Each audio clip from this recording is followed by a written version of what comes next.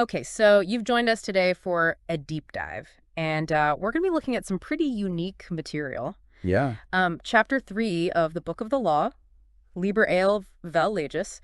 Now, this text, it was delivered by XE through there equals 418 to DCLX6, Right.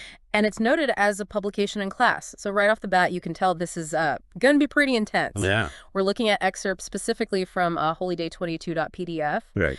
And the goal today really is, I think, to unpack some of the core ideas and instructions that are within this chapter. Exactly. And I think, for you, the listener, really what we're trying to do is sift through this text and highlight what stands out, Right. what you can take away from it, regardless of how you might interpret it personally. Okay, so let's jump right in. The chapter opens with Abrahadabra, the reward of Rahor Kut. Wow. That's a pretty striking start. It is. What should we understand by this connection between Abrahadabra and this figure Rahor Kut? Well, it's fascinating because, abrahadabra is a term that I'm sure you've encountered, listener, as significant in Thelema. Right. But here it's presented as being directly linked to Rahor Kut.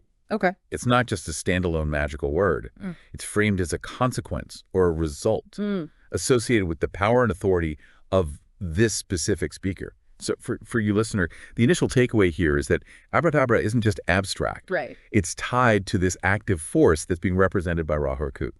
It then goes on to mention division and a word not known, Yeah. followed by this powerful statement, spelling is defunct, all is not aught. Huge statement. And then the urgent warning, beware, hold, raise the spell of Rahor Kut. What is the sense of this dramatic shift? Well, if you connect this to a broader idea, Yeah. it feels like we're at a turning point. Okay. The phrase about spelling being defunct suggests that old ways of understanding or communicating meaning are becoming obsolete Right. or insufficient. The word not known and the call to actively raise the spell of Rahor Kut is like this emergence of a new kind of power or understanding Okay. that requires your focused attention and active participation. Right. It's a call to embrace something new and something potent. Right. A sense of something old passing and something new and very powerful arriving. Right. Then the speaker clearly identifies himself. Now, let it be first understood that I am a god of war and of vengeance. I shall deal hardly with them. There's no mistaking that tone. No, not at all. It's very clear what kind of a figure we're dealing with here. Precisely. This is setting a very clear expectation. Yeah. This isn't a gentle, forgiving figure, as Right. you might find in some traditions. Right. This is a force of power, retribution, and conflict. So for you, listener understanding, this initial self-description is key to interpreting the directives that follow. Yeah. It colors everything else. And those directives are quite something, we're told. Choose ye an island. Fortify it. Dung it about with enginery of war. This sounds less like a spiritual guide and more like preparing for a battle. What kind of island are we even talking about here? Well, this raises a crucial point of interpretation. Right. While it could be a literal instruction, Okay. given the symbolic nature of such texts, it might be worth considering that this island might represent something more personal. Okay. Perhaps your own inner world, Right. your community, Okay. or even your core beliefs and the enginery of war could then symbolize the tools, whether mental, emotional, or even practical, Yeah. that you need to strengthen and defend this island Okay. against external pressures or opposing viewpoints. Okay, so this idea of establishing and protecting your own territory, Exactly. however you define that, Yeah. makes a lot of sense. Right. An internal or metaphorical space needing fortification. Right. Following that is the promise. I will give you a war engine. With it ye shall smite the peoples, and none shall stand before you. This continues this theme of overwhelming power. Yes. And what's significant for you, listener, is the absolute nature of this promise. Right. This war engine. Whether a literal weapon or a metaphor for a potent form of influence or ability is presented as something that guarantees success against any opposition. It's about being equipped with an unmatchable force. Then comes the rather strategic instruction.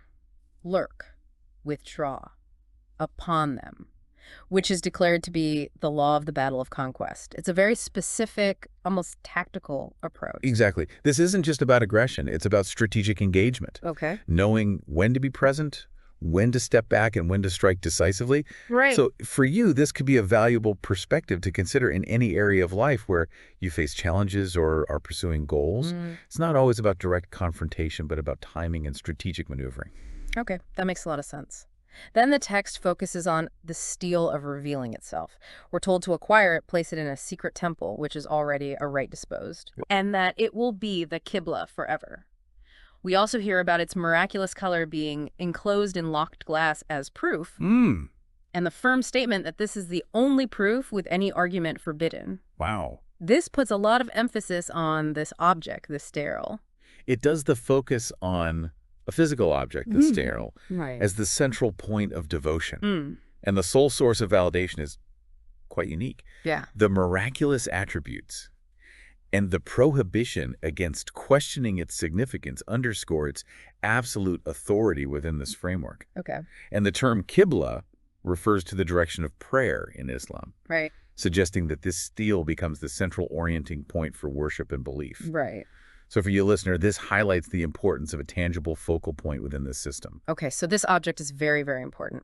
And this stele is linked to conveying something from an ill-ordered house in the victorious city, Right. which the prophet is instructed to do with worship, despite potential difficulty. We're assured that Rahu is with the prophet. What is the meaning behind this task? Well, think of the ill-ordered house in the victorious city as representing a state of chaos or a system that's not aligned with the new order being presented. Right. The prophet's mission is to extract something valuable from this perhaps unlikely or resistant source and integrate it into the new framework with reverence. Right. The difficulty involved, coupled with the assurance of divine support, suggests that this is a challenging but divinely sanctioned act of transformation. Okay. So for you, it might suggest the importance of finding value even in seemingly disordered situations. Okay, I like that. The forms of worship mentioned are also quite striking. Fire, blood, swords, and spears. Oh, yeah. We even get the vivid image of a woman girt with a sword and a call for blood to flow. This is some powerful and intense imagery. Absolutely. Yeah. These are potent symbols, often associated with transformation, sacrifice, and the assertion of power. Right. The woman with the sword is a compelling image of feminine strength and agency within this context. And the call for blood to flow to my name underscores the idea of devotion through action. Right. Even through what might be seen as extreme means. Yeah. So for you, these images convey the intensity and commitment expected within this system. This leads directly to the command to trample down the heathen and the rather brutal promise of their flesh to eat. This is some strong and exclusionary language. This kind of forceful language often appears in ancient texts to define boundaries between groups and ideologies. Okay. It signifies the overcoming of those perceived as adversaries or those who do not adhere to the speaker's doctrines. The idea of consuming their flesh could be a symbolic representation of complete victory or the absorption of their power. Right. So for you, listener, it's important to understand this within the context of establishing a clear and potentially absolute distinction between different belief systems. Okay. Then we move to the topic of sacrifice. Sacrifice cattle, little and big, after a child. That's immediately followed by a crucial, but not now. That sudden qualification is significant. It is indeed, the mention of child sacrifice is undoubtedly jarring. Yeah. However, the immediate, but not now, suggests that this is either a reference to a future event, a highly symbolic act, or a reflection of historical practices, rather than a current directive. Okay. So for you, the key takeaway here might not be a literal call to violence, Right. but perhaps a symbolic representation of the need to sacrifice even that which is most precious in the pursuit of a new order. Yeah. Although the timing and nature of such a sacrifice are deferred. Okay. We're then told, ye shall see that hour a blessed beast, and thou the scarlet concubine of his desire, ye shall be sad thereof. Right. This introduces specific figures and hints at a future sorrow. This introduces key figures within the thelemic framework, the beast and the scarlet concubine. And the prediction of their future sadness implies that even those central to this new system will experience hardship or sorrow. Yeah. So for you, this suggests a complex reality where even those in positions of power or favor are not immune to suffering. And then a cautionary note. Deem not too eagerly to catch the promises. Fear not to undergo the curses. Ye know not this meaning all. Wow. This emphasizes a sense of mystery and incomplete understanding. Right. This serves as a reminder that the full implications of these pronouncements might not be immediately clear, even to those who are deeply involved. Right. It encourages a sense of humility Okay. and acceptance of the unknown aspects of this doctrine. So for you, the listener, this highlights that this is not a simple or easily digestible set of rules, but something with deeper, perhaps hidden layers of meaning. Okay. We then encounter a powerful and repeated command. Fear not at all. Fear neither men, nor fates, nor gods, nor anything. Money fear not, nor laughter of the folk folly, nor any other power in heaven or upon the earth or under the earth. This is a radical call to fearlessness. Absolutely. Overcoming fear is a central theme in many spiritual and philosophical systems. It's seen as a pathway to liberation and personal power. And this comprehensive list of things not to fear underscores the absolute nature of this directive. Right. So for you, this could be seen as an encouragement to shed anxieties and limitations imposed by both internal and external forces. This is immediately followed by the declaration, Nu is your refuge as Hadit your light, and I am the strength, force, vigor of your arms. So we have these cosmological figures, Nu and Hadit, providing refuge and light, Right. while Rahukut offers strength and power. How do these fit together? Well, think of Nu as representing limitless potential, like the vast expanse of the night sky, Okay. the source of all possibilities. Okay. Hadit can be seen as the focused energy and motion, the spark of life within everything. Right. Rahukut then acts as the active force in the material world, Okay. empowered by these cosmic principles. Okay. So for you, Nu provides the space of infinite possibility. Right. Hadit provides the inner spark, and Rahukut offers the strength to act within that space. Then comes a very direct and seemingly harsh command. Mercy, let be off. Damn them who pity. Kill and torture, spare not, be upon them. This is a stark rejection of compassion as we might typically understand it. This aligns with the earlier description of the speaker as a god of war and vengeance. This complete rejection of mercy and pity suggests an uncompromising and ruthless approach in dealing with perceived enemies or obstacles. Right. So for you, the listener, while this might seem extreme, Yeah. it highlights the absolute and forceful nature of this new order being proclaimed. We then return to the stele, which we're told will be called the Abomination of Desolation, and its name should be counted to equal 718. Right. The reasoning given is because of the fall of Thale, because that he is not there again. Wow. This feels quite cryptic. It is. Can we unpack this a bit? While the exact meaning remains debated within Thelema, Okay. the numerical value and the phrase, the fall of because, likely refer to symbolic concepts within their system. It could represent the downfall of a previous eon or set of beliefs, Right. Okay. and the establishment of a new one, where that previous order no longer holds sway. Right. The number 718 would then have specific geometric significance within this context. Right. So for you, the key is to recognize this as a symbolic marker of a significant shift or transition. Okay. So the old is gone, the new is here. Exactly. And 718 is the number for that. Yes. Next, we have instructions for setting up an image in the East, a specific image that will be shown and will be especial, not unlike the one thou knowest. We're told this will be suddenly easy to do and that other images should group around to support and exalt this central one. What's the significance of this image and its placement? Well, the establishment of a central image for worship in the East signifies a new focus and orientation. Okay. The reference to an image not unlike the one thou knowest Right. suggests a connection to existing symbolism or archetypes, Right. making it somewhat familiar yet distinct. The ease with which this can be done implies a divine sanction, or that the time is right.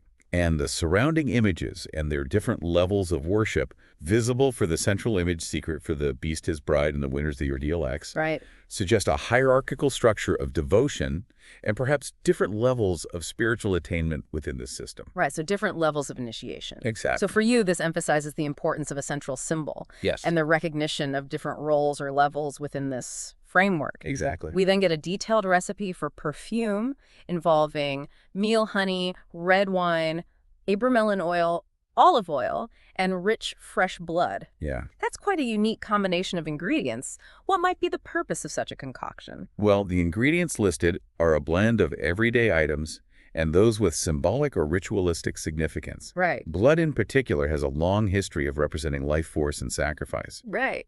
And the specific combination and the instructions for its use, burning it, making cakes to eat, or laying it before the speaker, point to a multifaceted ritual practice intended to create a potent substance for various purposes. Right. From offering and consecration to personal transformation, and even influencing external events. That's interesting. So for you, this illustrates the practical, almost alchemical approach taken within this system Right. to harness spiritual power through material means. The hierarchy of blood for sacrifice is also laid out. Moon, monthly child, dropping from the host of heaven, enemies, priest worshippers, than any beast. This is a rather unsettling list. How should we interpret this? Well, it's crucial to approach this list within its historical and symbolic context. Okay. While the mention of child sacrifice is deeply disturbing, the earlier qualification, but not now, is important to remember. The hierarchy itself seems to prioritize different forms of life force, potentially reflecting different levels of energetic potency or symbolic meaning within the ritual. Okay. The blood of the moon, menstrual blood being placed first, is also notable. Right. So for you, the listener, it's less about a literal instruction for present-day action and more about understanding the symbolic language, used to convey ideas about life sacrifice and power within this ancient context. Right. So just because it's there doesn't mean we should take it literally. Right. Right. We're told that burning this mixture and making cakes to eat serves several purposes. Slaying enemies, Right. breeding lust and the power of lust, and giving strength in war. Wow. Keeping them for a long time is also said to be better as they swell with the speaker's force. What's the underlying idea here? Well, this highlights the intended practical and transformative effects of these rituals.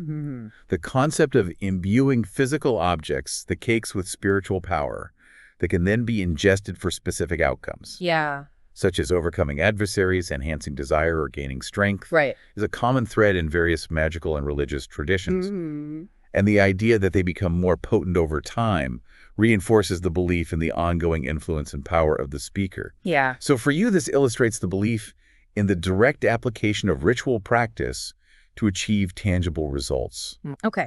The altar is described as being of open brasswork, upon which silver or gold should be burned.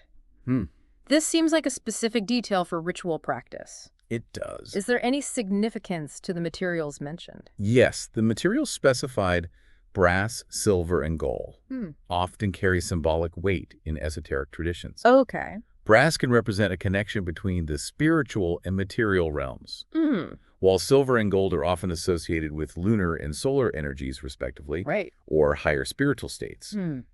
The open brass work might suggest a conduit or channel for the energy released through the burning of these precious metals, Right. facilitating a connection with the divine. Okay. So for you, this level of detail underscores the importance of specific materials in these ritual acts. Then the chapter shifts to future events, mentioning the coming of a rich man from the west who will pour gold. Okay. Following this is the instruction to, from gold forge steel, Huge. and to be ready to fly or to smite. Oh, wow. What's the significance of this transformation? This suggests a shift from passive wealth, gold, to active power and readiness, steel.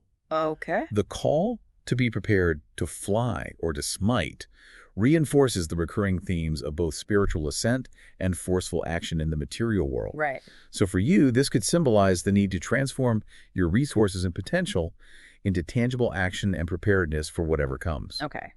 We then get a prophecy that the holy place will remain untouched for centuries, an invisible house enduring even fire and sword until the fall of the great equinox. Following this are a series of future events.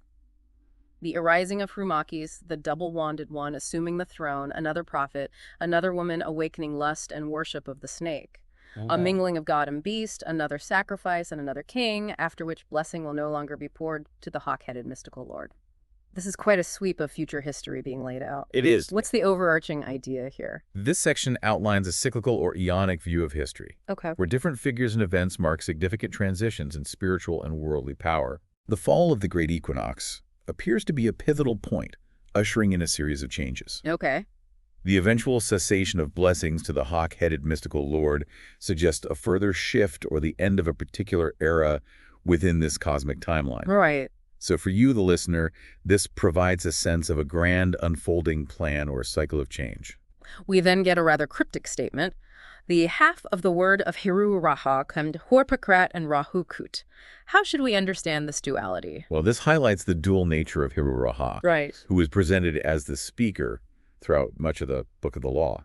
Horpakrat is often associated with silence, infancy, and inner wisdom, a passive receptive state, Rahukut, as we've seen, Right. is the active warrior aspect. Right. So this duality suggests a balance between inner stillness and outward action, both being essential aspects of this divine figure. Okay. So for you, it underscores the idea that true power comes from both inner understanding and outward manifestation. The prophet then speaks directly to the god declaring adoration to Rahorquit, identifying as the Lord of Thebes and Ankh-Nakhonsu, and invoking Rahorquit to appear and fill him with light. This section also includes an adoration involving Nuit and Hadit. What does this tell us about the role of the prophet? This section emphasizes the direct and personal relationship between the prophet and the divine. Okay. The titles and invocations used connect to ancient Egyptian mythology, Right. which is a significant influence in thelemic symbolism. The prophet's declaration of identity and the plea to be filled with light Right. and empowered to enact the divine will highlight his role as a chosen intermediary and active agent for the speaker's message. Right. So for you, this illustrates the concept of a divinely inspired messenger tasked with bringing forth a new understanding. Okay. We then have instructions regarding the dissemination of the book itself. We're told to include a book detailing its origin, a reproduction of the ink and paper, and the prophet's comment, all to be beautifully printed in red and black on handmade paper. Crucially, the law is to give this book to every person encountered, regardless of their reaction. Wow. Why such specific instructions and such a broad directive? Well, the detailed instructions about the book's presentation, Right. the inclusion of its history, the physical reproduction, the use of specific colors and materials, Right. all emphasize its unique and sacred nature. Right.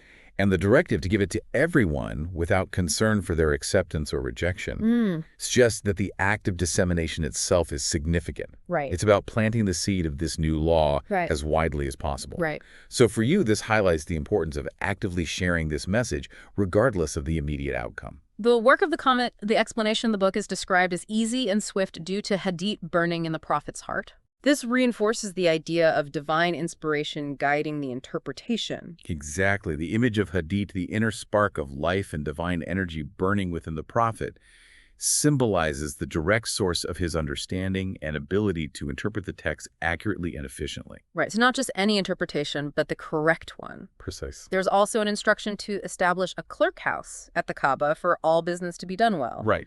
The Kaaba, of course, is a central site in Islam. Yes. What's the significance of this location? Well, the choice of the Kaaba, a universally recognized and revered religious site, is quite striking. This instruction might symbolize the intention for this new law to eventually become a central organizing principle for human affairs, Okay. a new focal point for all business. Right. It could also be a more symbolic reference indicating a desire for universality and order. So for you, it suggests the ambition and scope of this new system being presented. Right. So this is not something small. This is something big. The prophet is instructed to oversee ordeals except the blind ones, to refuse none, and to identify and destroy traitors. We also get the reassurance, I am Rahorquit, and I am powerful to protect my servant. Success is thy proof. Argue not, convert not, talk not overmuch. Right. This is followed by the directive to attack and utterly destroy those who seek to entrap or overthrow the prophet with swiftness and ruthlessness. Wow. This is a strong emphasis on authority in dealing with opposition. This section emphasizes the absolute authority and protection afforded to the prophet as the messenger of this new law. Right. The focus on success as a sole validation discourages intellectual debate and prioritizes tangible results. Right. And the instructions for dealing with those who oppose the prophet are forceful and uncompromising, underscoring the seriousness with which this new order is to be established and defended. Right. So for you, this illustrates the assertive and potentially intolerant nature of this new paradigm when faced with resistance. There's a specific warning directed at the Scarlet Woman, cautioning her against pity, compassion, tenderness, and returning to old sweetnesses, Right. with the consequence of vengeance and the slaying of her child. This is contrasted with the rewards for embracing pride, wickedness, killing her heart, being loud and adulterous, Wow. and being adorned without shame, which will lead to power and a mightier child. This is a stark and rather unconventional set of instructions. It is. What's the underlying transformation being described here? This passage outlines a radical transformation of traditional feminine ideals. Okay. The rejection of conventional virtues and the embrace of seemingly negative qualities are presented as necessary steps for achieving a specific kind of power and influence within this system. The symbolism of the child being slain and a mightier child being born could represent the death of the old self, Sure. with its inherent limitations and attachments, Right. and the emergence of a new empowered identity aligned with the principles of this new law. Right, so shedding the old and putting on the new. So for you, this illustrates the potentially drastic personal transformation demanded within this framework, okay? The speaker then identifies as the warrior low to the 40s, before whom the 80s cower, promising victory, joy, and delight in slaying, Right. and reiterating that success is proof and courage is armor. Wow. These numerical references and the continued martial tone are striking. The numerical references likely relate to specific symbolic systems within Thelema, perhaps alluding to different stages or aspects of spiritual development or cosmic forces. And the continued emphasis on the speaker as a warrior lord reinforces the martial themes of the chapter. Right. And the promise of victory and joy in battle underscores the idea that the active and forceful assertion of one's will is a key path to fulfillment and power. Right. So this idea of will and its importance. So for you, this highlights the active and potentially confrontational approach encouraged within this system, right? We're told the book should be translated into all languages, but always with the original writing of the beast, as the shape and position of the letters hold mysteries. Yeah. The beast is told not to try to divine this key, but that another will come after. We're given clues, a drawn line, a squared circle and its failure, and abracadabra. Right. It will be his child, and that strangely, and we're warned against seeking this key alone. This is a very intricate instruction about the text itself and its interpretation. It is. What should we understand from this? Well, this emphasizes the profound importance of the original text, suggesting that its very form contains hidden layers of meaning beyond the literal words. The idea that the key to these mysteries will be revealed later by another individual, Right. along with the cryptic clues provided, Right. hints at a future unfolding of deeper understanding. The warning against seeking this key alone suggests the need for collaboration, or perhaps that the time for its revelation is not yet at hand. Right. So for you, this underscores the idea that this text contains secrets that will be revealed over time and perhaps through collective effort. Okay, so we have to work together to even understand this fully. Yeah. The chapter then transitions to a holier place and mentions a secret fourfold word, the blasphemy against all gods of men, followed by repeated curses against them. We then get specific acts of blasphemy described: pecking at Jesus, flapping wings at Muhammad, tearing the flesh of various religious groups, and spitting on their creeds. This is a very direct and confrontational rejection of existing religions. It is. What's the purpose of such strong language? This section marks a clear and deliberate break from established religious systems. The acts of blasphemy, while provocative, are symbolic of a complete overturning of old dogmas and the assertion of a new, radically different belief system. Right, so out with the old, in with the new. The secret fourfold word likely represents a core principle of this new framework that is fundamentally opposed to the tenets of existing religions. So for you, this highlights the revolutionary and potentially iconoclastic nature of this new law being proclaimed.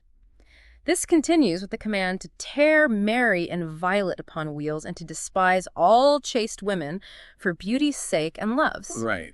We're also instructed to despise cowards and fools, but to recognize the keen, proud, royal, and lofty as brothers who should fight as brothers. Wow. This is a very specific and unconventional set of values being presented. It is. What's the underlying philosophy here? Well, this further emphasizes the departure from traditional morality and the establishment of a new set of values centered around strength, beauty, and individual will. Right. The reasons given for beauty's sake and love's suggest a focus on earthly pleasures and personal excellence rather than traditional religious virtues. And the identification of certain types of individuals as brothers, bound by shared characteristics and a common purpose, reinforces the idea of a select group aligned with these new values. Right. So for you, this illustrates the radical revaluation of societal norms being proposed. Right. Then comes the fundamental law. There is no law beyond do what thou wilt. This is the central tenet, isn't it? It is. What's the core meaning for the listener? Absolutely. This statement encapsulates the core philosophy of Thelema: individual sovereignty and the freedom to pursue one's own true will without external constraints. Right. It's a radical declaration of self-determination and personal responsibility. So for you, the listener, this can be seen as an empowerment to live authentically according to your own deepest desires and purpose. Okay. The chapter then states that there is an end of the God's word, enthroned in Ra's seat, enlightening the girders of the soul. Right. And directs reverence to the speaker approach through the tribulation of ordeal, which is bliss. Wow. This brings the main message to a close with a powerful image. Yes, this marks the conclusion of the direct pronouncements from the speaker, Right. emphasizing the divine authority behind them. And the transformative power of personal trials, or deals, as a path to spiritual awakening and ultimate joy. Okay. So for you, that suggests that personal challenges can be pathways to profound spiritual growth and